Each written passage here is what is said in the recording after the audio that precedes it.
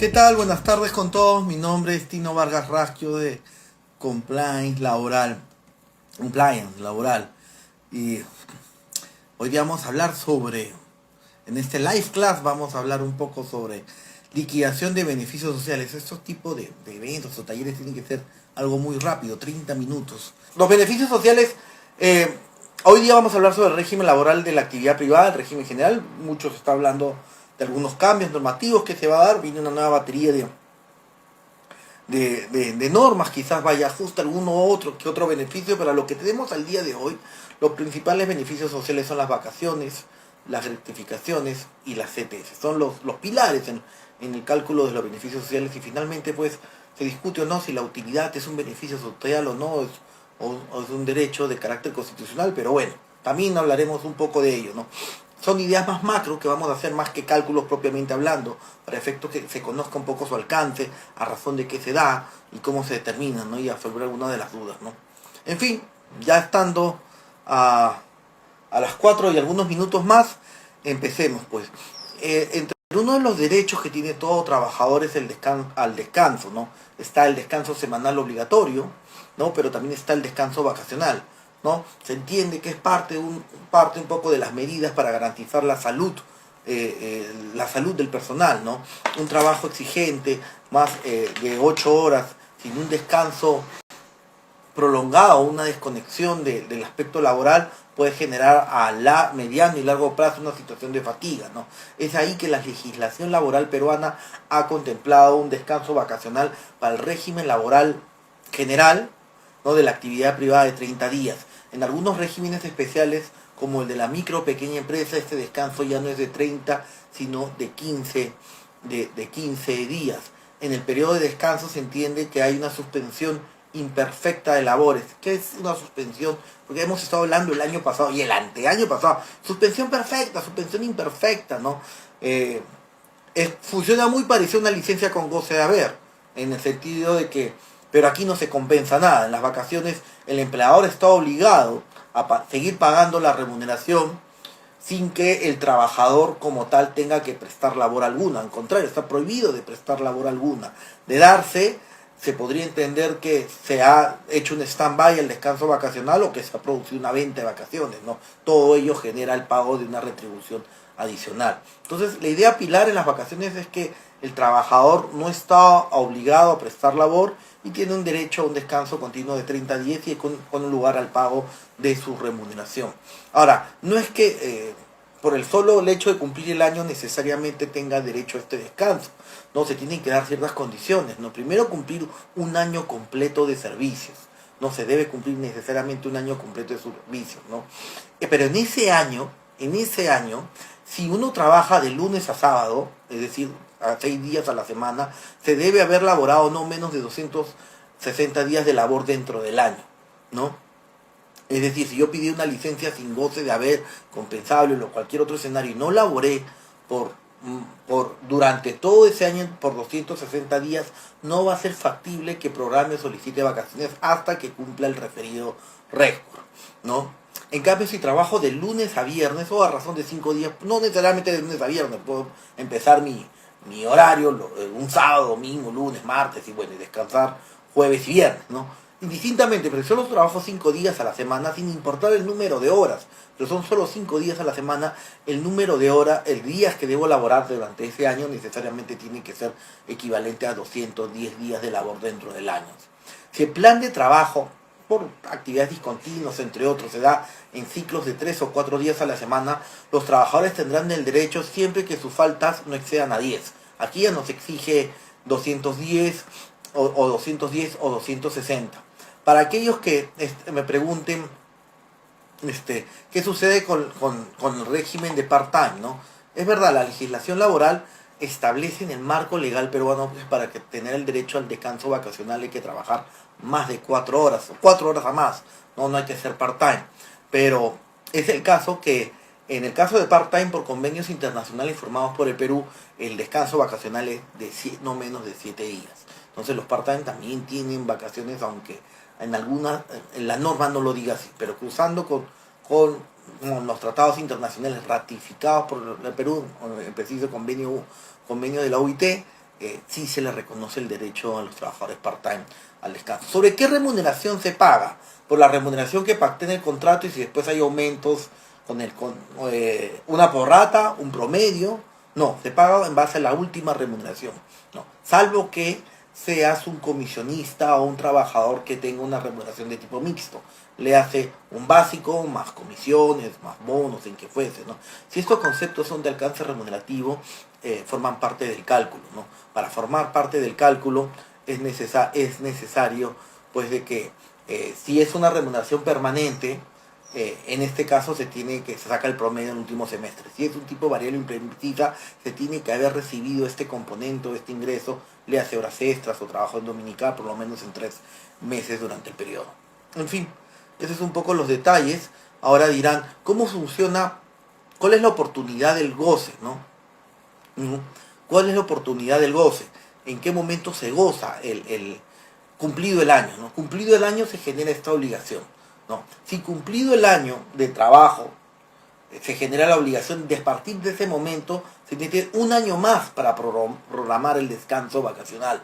Es decir, tenemos un espacio de un segundo periodo, ¿no? O sea, es decir, trabajé en el año, digamos que entré en el periodo, el 1 de enero de un año del 2020, ¿no? Por el año 2020 tendré hasta el 31 de diciembre la empresa del 2021 para programar el último día de las vacaciones. Superado ese periodo, se genera o da lugar a la indemnización por vacaciones no gozadas, porque genera un perjuicio. La óptica de la legislación laboral es que este es un derecho que nacido al trabajador y que debe disfrutarse de la oportunidad de vida para que este descanso sea efectivo, ¿no? ¿De qué vale tener un derecho que al final no se programan las vacaciones 3 o 4 o 5 años de atrás? Ese perjuicio que la legislación laboral y el legislador, le hace el Congreso, ya lo evaluado, se considera que es equivalente, pues, a una remuneración más por concepto de indemnización vacacional, ¿no? Esa indemnización como tal no está sujeto a descuento de AFP u ONP, ¿no? Porque es una indemnización, valga la redundancia, ¿no? En cuanto a las vacaciones, se pueden fraccionar. ¿Qué significa eso? Es factible que el trabajador no las disfrute o no desee disfrutarlas de manera íntegra los 30 días. Prefiere más bien fraccionarlos. El fraccionamiento en el Perú antiguamente era en periodos no menores de 7 días, ¿no? Pero ahora no, se pueden inclusive periodos menores. Pero lo importante es que en un periodo de 15 días, que se pueden disfrutar los 15 enteros, o en su defecto fraccionar por ciclos de 7, 8, 7 más 8, 15. Los 15 restantes sí se pueden fraccionar a razón de un día. Ahora bien, también se puede acumular, sostener de que las vacaciones de este año las quiero acumular para el otro año para disfrutarlas en conjunto. Si tengo pensado irme a una maestría, sustentar una tesis en el exterior, visitar a un familiar fuera, o bueno, un proyecto empresarial, lo que fuese, que quiero tener un largo espacio de tiempo en el cual esté garantizado mi retorno a un puesto de trabajo, puedo optar por la acumulación. Es factible la acumulación, pero para llevar a cabo ello se debe, no se pueden acumular los 60 días, 30 el primer año y 30 el segundo. Por lo menos en el primer año debe haberse disfrutado 7, ¿no? Ya para que en el segundo se acumulen los 30 del primero más los 23 del segundo y den 53 en total, a razón del disfrute. Ahora, ¿necesariamente tiene que ser 53? No, puedo disfrutar del primer año 15 y me quedan 30 más 15, 45, y 45 los acumulo en el siguiente periodo, ¿no? Cuando se da la acumulación ya no da lugar al pago de la indemnización por despido arbitrario, la indemnización por vacaciones no gozadas, por este efecto de la acumulación de un ciclo con otro, ¿no? Y la reducción, que también es conocido coloquialmente como la venta de vacaciones. Uno puede reducir su descanso vacacional, es decir, ya no disfrutar e ir a descansar por 30 días, sino venderlos por 15 días. ¿Qué significa vender? ¿No? Significa que mi sueldo por vacaciones, gozado de mi oportunidad, lo sigo disfrutando. Es decir, me van a pagar un sueldo sin que yo tenga que ir a trabajar. Pero si decido trabajar, me pagarás por cada día adicional más allá de los 30 que ya abonaste.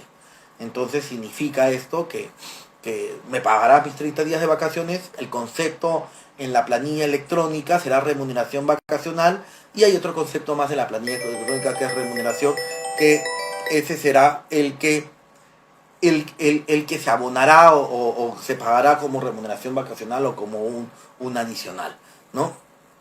Y ahora, el periodo máximo, yo puedo vender 2 días, 3 días de vacaciones, 4, 5, pero el máximo es de 15, con lo cual 15 necesariamente tienen que ser disfrutados, ¿no? Ahora, si vendo 15 y me quedo con 15, con los 15 que me quede, si deseo fraccionarlos, necesariamente los voy a tener que fraccionar en periodos de 7 y 8.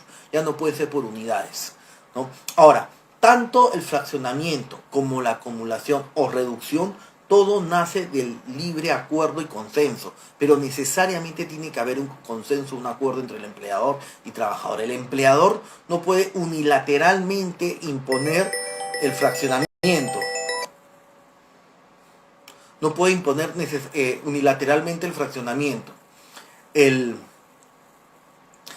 Tampoco puede imponer la reducción ni la acumulación.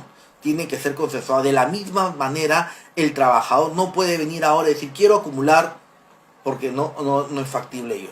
Tampoco puede decir quiero vender y están ustedes obligados a comprarme las vacaciones, o simplemente deseo irme un día y les guste a ustedes o no. No funciona así.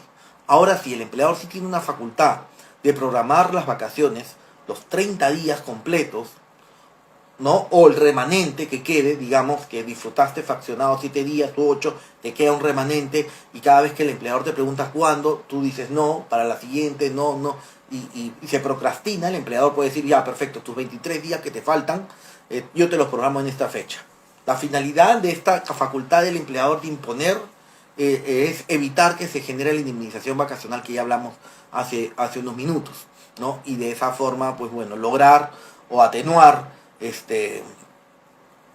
impasse de un incremento no necesariamente pues ganado por decir el empleador, sino porque el trabajador procrastina en la programación, porque a falta de acuerdo el empleador decide, pero tiene que ser por el íntegro. El empleador no puede decir yo decido programarte solo 7 días, no, es todo lo que hay.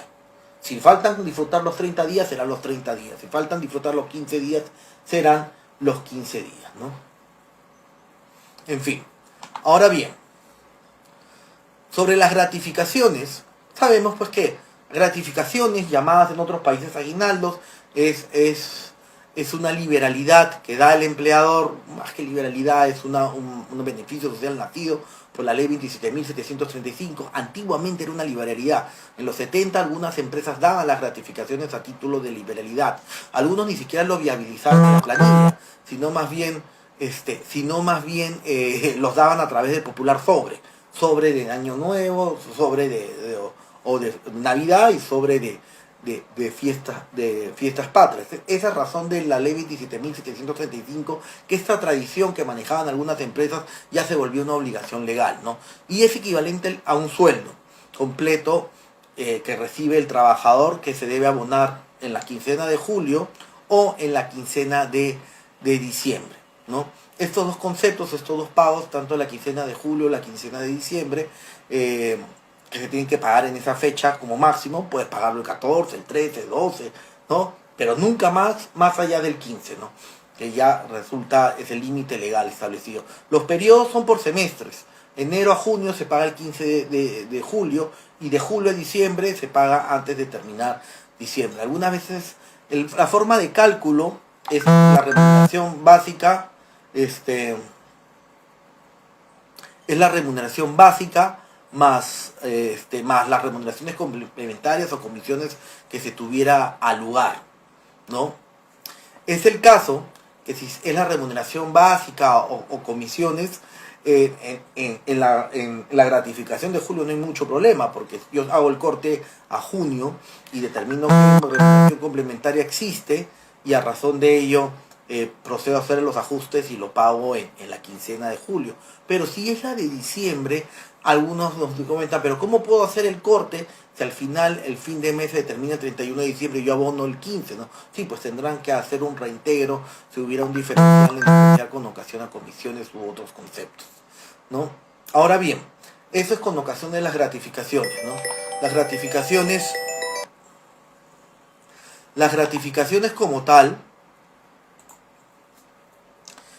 tienen el tiempo de servicio, o sea, ¿qué conceptos como tiempo de servicio se consideran efectivamente elaborados, ¿no?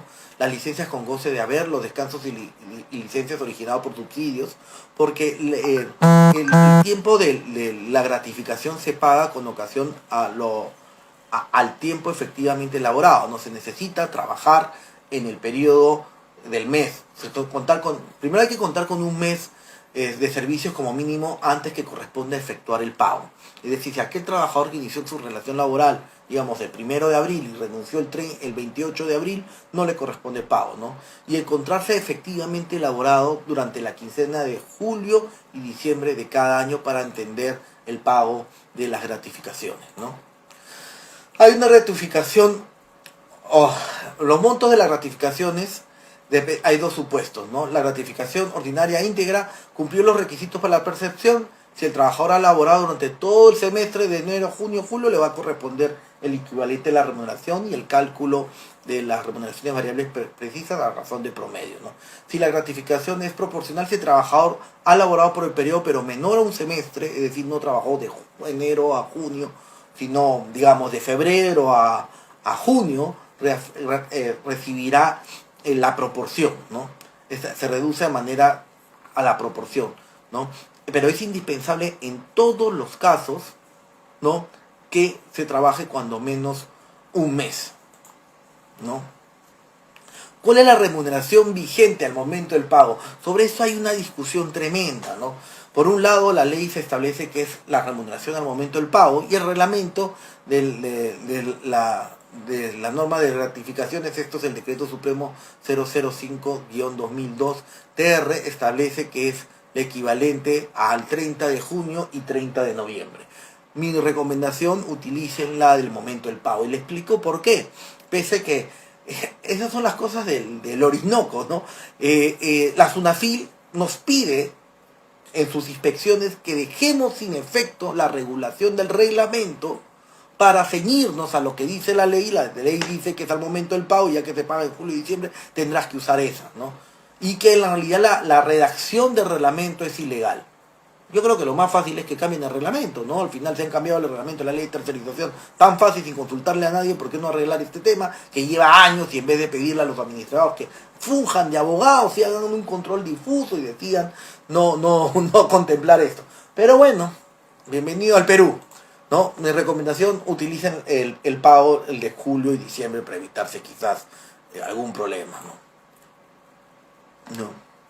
Ahora bien, en las vacaciones, gratificaciones truncas, ¿qué sucede cuando una... Ahí están. Es un problema, las nuevas tecnologías, tengo que usar el celular solo para este aplicativo, pero a todo el mundo me está escribiendo, todo el mundo me está llamando. A todo el mundo lo estoy rechazando, ¿no? Inclusive asistentes que saben que estoy dictando me están llamando, ¿no? Qué ridículo, ¿no? En fin, ¿cuáles cuestiones básicas es de las gratificaciones, ¿no? ¿Qué es? En cuanto a las truncas, ¿no? Se genera pues este beneficio, pero no trabajé todo el semestre, pero más allá de un mes. Entonces, ¿cómo se hace el cálculo? ¿Se hace a razón de meses y días? No, se hace a razón de meses completos, ¿no? Y se determina de forma proporcional. Es decir, si mi sueldo es 60, recibiré un sexto por cada mes completo de servicios, con lo cual recibiré 10 soles por cada mes para llegar a 60. Entonces, si solo trabajé desde enero hasta mayo, recibiré 50 soles, ¿no? Que son 5 sextos, ¿no? Esa es la forma de cálculo, ¿no? ¿Cuál es la remuneración computable para efecto del cálculo de las gratificaciones? Si yo entrego alimentación principal, no por vales, entre otros, también forma parte del cálculo, ¿no? O ya sea, entrego eso, pero no entrego vales de alimentos, o no he firmado, y no es condición de trabajo, forma también. Las remuneraciones variables imprecisas forman el cálculo, ¿no? Ahora, si yo recurrentemente hago horas extras o recurrentemente trabajo en dominical, si es por percibida no más de 3 meses en un periodo de 6, también forma parte del cálculo, ¿no? Remuneración periódica, no es, la periódica más allá del mes no es computable, ¿no? Si recibo monos cada 2 meses o 3 meses, no forma parte del cálculo. ¿Qué más se les puede dar? Las gratificaciones para efectos legales o la concepción es un pago que se da con ocasión al trabajo, ¿no? Entonces debería ser un concepto remunerativo, y como concepto remunerativo debería estar, aun cuando se pague de manera semestral, debería estar afecto a la CTS y debería estar afecto a la, es decir, a la FP o ONP, y afecto a los aportes de salud, ¿no? Pero esa razón, a razón de la ley 30.334, que se dispuso de que fue la primera mella al tema de la FP, que se dispuso que se inafecte las gratificaciones para el descuento de los aportes a FP. Entonces, ustedes van a recibir aquí sí el sueldo, su semestre, o sea, el equivalente a un sueldo entero sin ningún tipo de descuento, salvo renta y quinta, lo van a percibir entero, lo van a poder ver reflejado en su boleta, ¿no?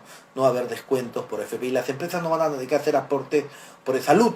Pero ahí la empresa dirá, perfecto, me alivia, mentira, ¿no? Porque el costo como tal, porque ya es un costo, ese importe se deriva y se transfiere en favor del trabajador con ocasión a una bonificación extraordinaria a través de la ley 30.334. Entonces, si yo daba, digamos, por aporte de salud 200 soles, correspondería por esa gratificación, esos 200 soles se lo entrego al trabajador, ¿no? Para que tenga una mayor capacidad de disfrute o de pago, ¿no? De liquidez, ¿no?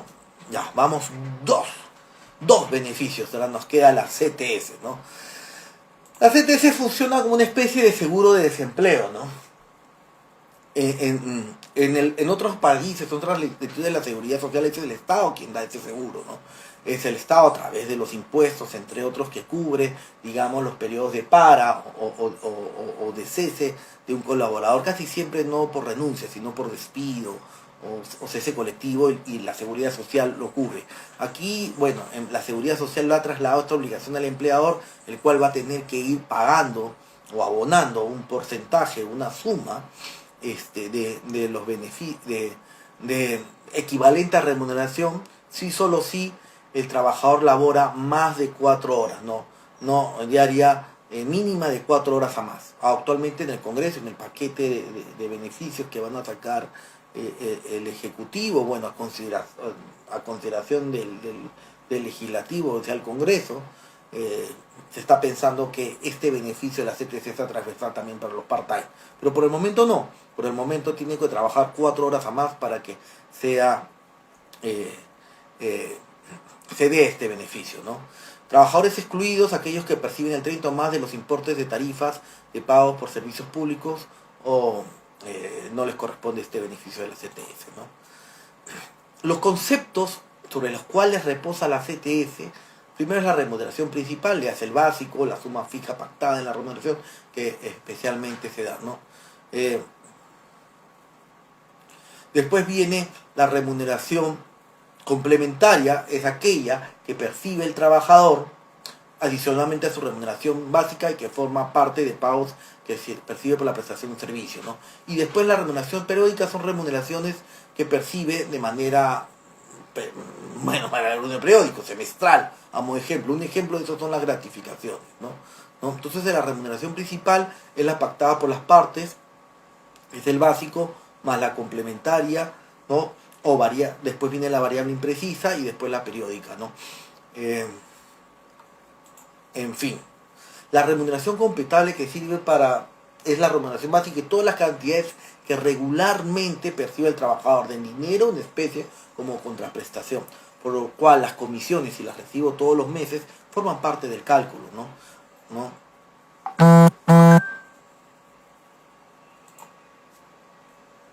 ¿Cuáles son requisitos? Pues bueno, ser trabajador en régimen de la actividad privada. Para el régimen de la microempresa no existe el derecho a la CTS, en el régimen de la pequeña empresa sí existe, pero a la razón de la mitad del porcentaje, ¿no? Lo que hubiera correspondido a la mitad de lo que hubiera sido completa, ¿no? El monto será equivalente a tantos doceavos de la remuneración como meses completos haya elaborado en el semestre respectivo, ¿no? Pero siempre se paga la mitad. Por ejemplo, un semestre es un equivalente a media remuneración más un doceavo de la gratificación, ¿no? ¿Cuándo es la oportunidad del pago? Los cálculos son de este beneficio no es de enero a junio, como en la gratificación, sino en los periodos de noviembre, abril, que se paga en mayo, y de mayo a octubre, que se paga en noviembre, Así funciona un poco el esquema de los cálculos de la gratificación. En cuanto a la remuneración computable, ¿no? Hay que considerar el tiempo efectivamente elaborado dentro del territorio peruano o en el extranjero cuando el trabajador mantenga un vínculo laboral con una entidad que contrata en el Perú. Los días de inasistencia injustificada se podrán deducir del tiempo de servicio a razón de 30 avos por cada día. Por excepción, deberá ser considerado como días efectivamente elaborados para el cálculo de las CTS en los siguientes, en los siguientes casos, pues enfermedades profesionales debidamente comprobadas hasta por un máximo de 60 días al año, inasistencia motivadas por accidentes de trabajo, por días de pre y postnatal, el íntegro, pre y postnatal sabemos que es 98 días, se puede ampliar en caso de parto múltiple. En cambio, los accidentes de trabajo, pues los días que se den de descanso por estos días, los días de huelga no declaradas improcedentes o ilegales, los días que devenguen remuneración en un procedimiento de calificación de despido, ya sea por reposición o por nulidad, ¿no? Y los días de suspensión de la relación laboral con pago de remuneración por una entidad empleadora. Entonces, ¿qué conceptos sí forman parte y cuáles no? La remuneración básica sí, la asignación familiar también, las gratificaciones de julio y diciembre también, cualquier otra gratificación ordinaria más allá de las legales que la empresa tenga, ¿verdad? Por ejemplo, si da un bono o una liberalidad cada marzo de cada año, entra el cálculo a razón de un doceavo. Y en fin, ese es un poco más o menos el esquema del pago, ¿no? ¿Qué otro beneficio podemos hablar? Del último, que ya estamos en la cuerda final. Estos conceptos son bastante densos, ¿no? Y bastante difíciles, ¿no? Estoy teniendo que algunas cosas medio que consultarlas, porque claro, después de todo, tratar de explicar y desarrollar estas ideas son un poco complejas, ¿no? El pago de las utilidades debe estar conocido en la Constitución y tiene dos marcos legales, el Decreto Legislativo 892 y el Decreto Supremo 09-98-TR, ¿no? No, los requisitos: ser trabajadores del régimen de la actividad privada, ¿no? Que involucra un poco las utilidades como tal, ¿no? Es curioso, no en todos los países exige las utilidades, en el Perú sí lo exige a nivel constitucional, y pese a que existe el principio de ajenidad que establece que los trabajadores son ajenos a los riesgos empresariales, en este caso no son ajenos a la rentabilidad. Es decir, si la empresa va en pérdida, el trabajador no es responsable y se asegura su remuneración. Pero si la empresa genera éxito, el trabajador sí comparte de ese éxito, ¿no? ¿Cuánto es su participación en este compartir de las ganancias o rentabilidad de la empresa? Dependerá mucho, primero, del fondo que pondrá la empresa a disposición de los trabajadores, ¿no? El importe a difundir no es a criterio de una liberalidad por parte del empleador. Está basado, está estructurado, está creado en lo establecido por la ley. No es obvio, porque los empleadores, claro, si me van a decir comparte de tus ganancias, obviamente con el personal que no ha aportado capital, entre otros, va a buscar el menor índice, el menor porcentaje. Esa razón de ello que la ley ya estableció un porcentaje, ¿no? Para todos los que son empresas de pesqueras, el porcentaje de participación es el 10%, es decir, de toda la ganancia que se obtenga, la rentabilidad que se obtenga tras declaración de impuestos, entre otros, el pago que se hace es del 10%. En el sector de telecomunicaciones tan igual como en el industrial, 10%. En empresas mineras es del 8%. Solo que el margen de ganancia es tal que ese 8% podría llevarnos al límite máximo de disfrute de utilidades. Para empresas de comercio al por mayor, al por menor y restaurantes el 8%. Y para el resto de actividades el 5%. Ahora bien, ¿es obligación de todas las empresas repartir utilidades? No, no es obligación. Solo de aquellas que tengan más de 20 trabajadores, ¿no? Es obligación de estas compartir utilidades, ¿no? Ahora, los criterios para pagar las utilidades no es un criterio arbitrario que digas, perfecto, del último sueldo se te paga el 10%, el 5% y repárteselo entre todos, ¿no? No funciona así. Más bien hay un criterio de quienes tienen derecho a esta participación y no todos participan de manera igual. no es que se prorrate entre todo el personal la misma cuantía, sino más bien hay un criterio de equidad basado en función a las remuneraciones percibidas por todo el personal comparados con las remuneraciones que percibo yo en particular como colaborador y en función a los días laborados, ¿no? A mayor días laborados que trabaje en el año, mayor será mi participación, ¿no? Para el cálculo,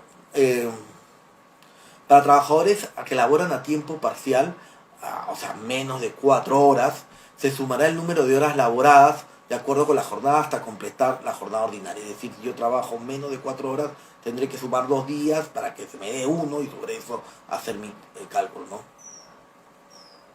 Ahora bien, ya verán cuando hagamos el video, pero en fin, los criterios, como les dije, son en función de los días laborados y en función a las remuneraciones percibidas, ¿no?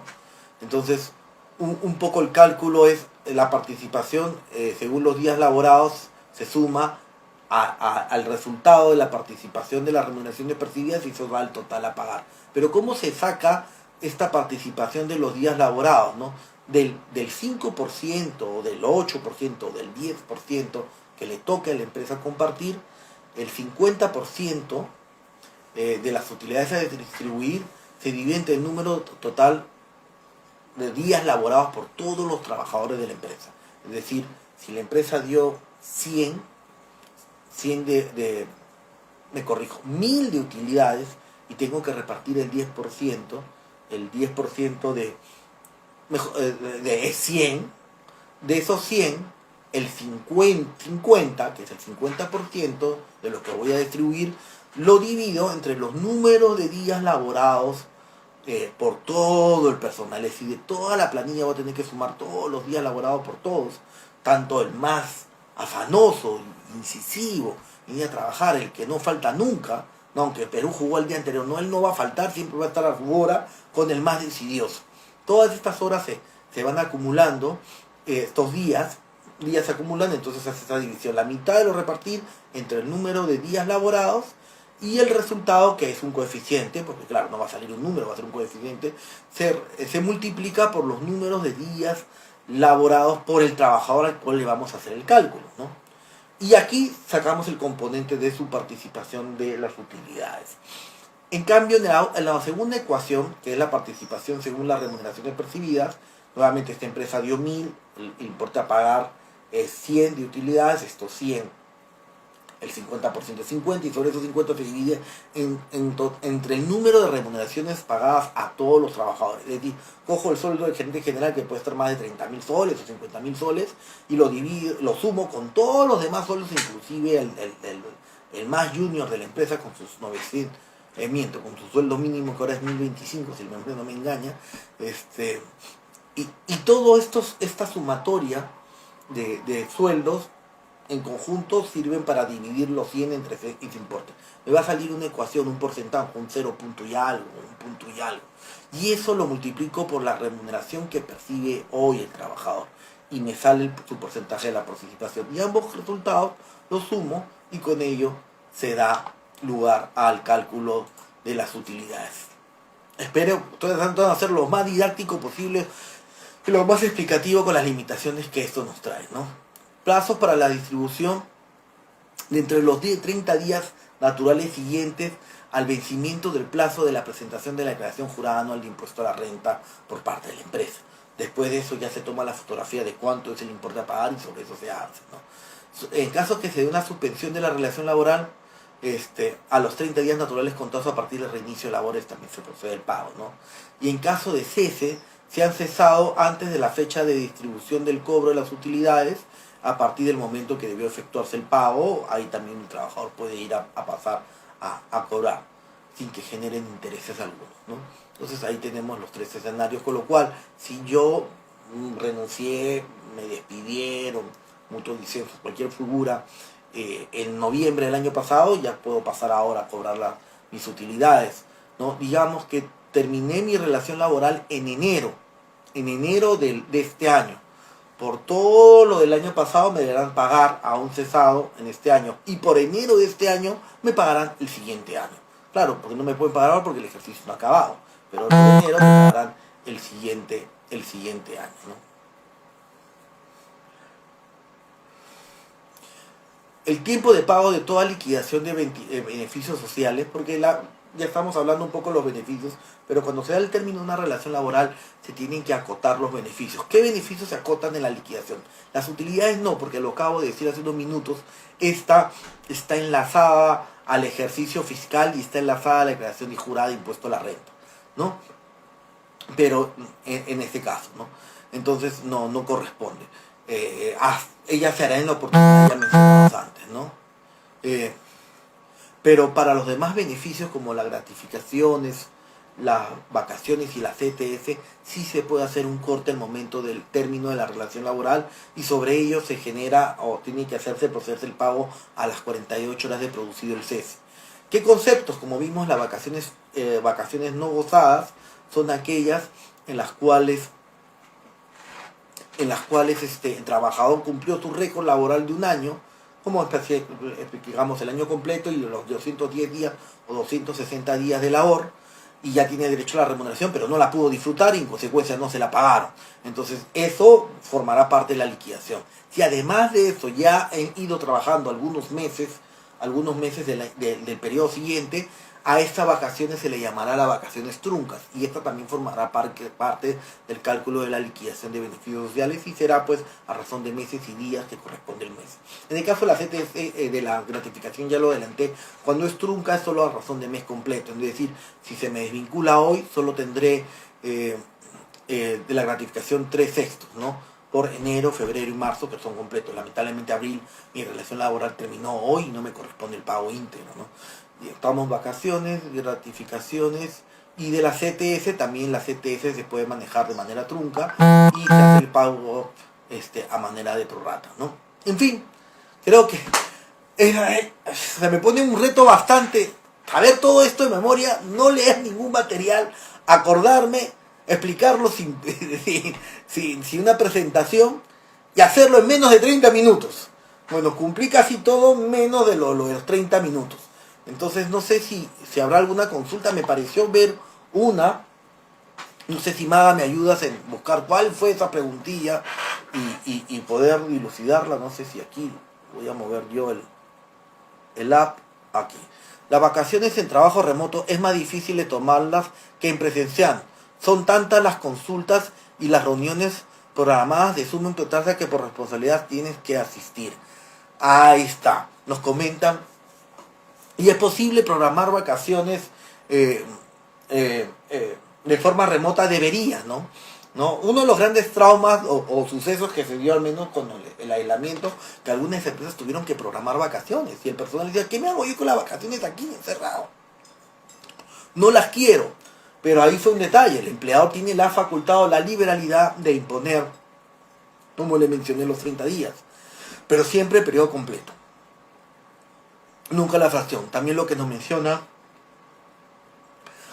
aquí L. Collantes es que claro, sí es verdad, en el mundo real a veces por más que estés remoto igual te dicen, uy, conéctate un ratito, ¿no? Quizás era un poco más tangible, más duro el tema ello en el 2020, por eso que a partir de 2021 salió ya la norma de desconexión digital, que parecería redundante, pero a veces es bueno recalcar ciertos temas. Es que no puedes exigir a nadie la conexión durante las vacaciones, ¿no?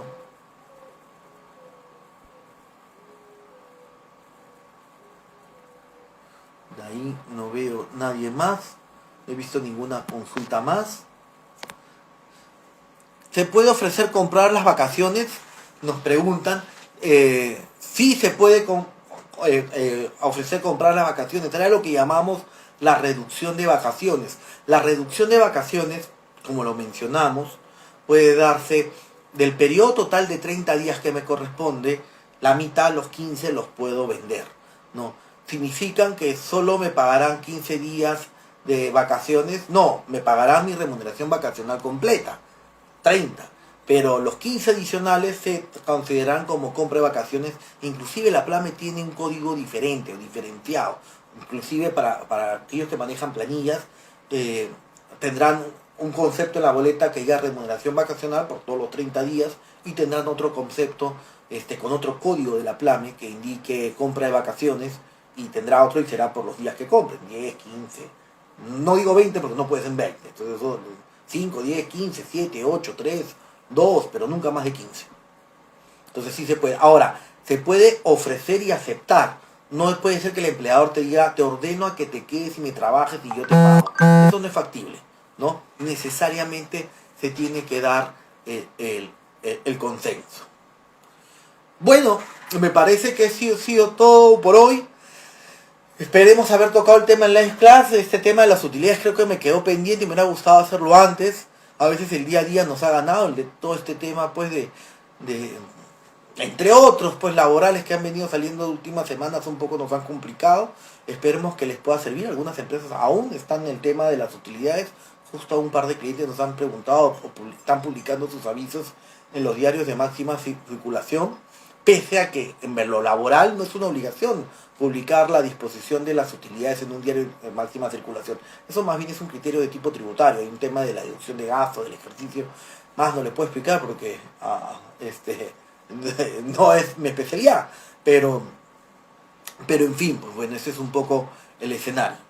Espero que les haya gustado. Para los que no pudieron verlo completo, algunos justo suscriptores, seguidores de la página me dijeron, no voy a poder estar a tal hora, lo vas a conectar. Sí, lo vamos a colgar en nuestro canal de YouTube.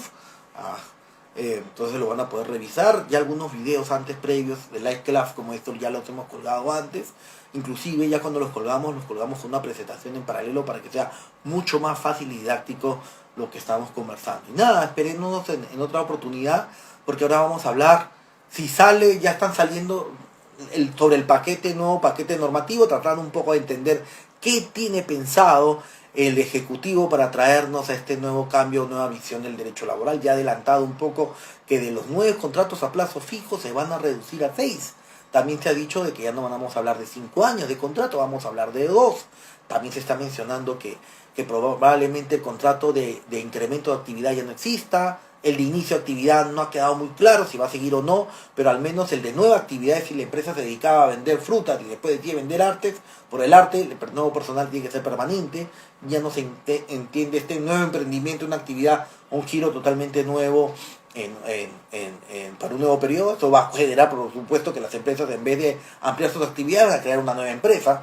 Pero en fin, es un poco lo que nos va a traer este nuevo paquete, y para final de este mes haremos otro Live Class ya un poco tratando de ver qué se nos trae. Y bueno, eso me imagino o debería entrar a deliberación del Ejecutivo. No todo se puede hacer vía reglamento, así que algo va a tener que entrar al Congreso, y ya sobre eso pues ya veremos cómo van los cambios o marchas sociales.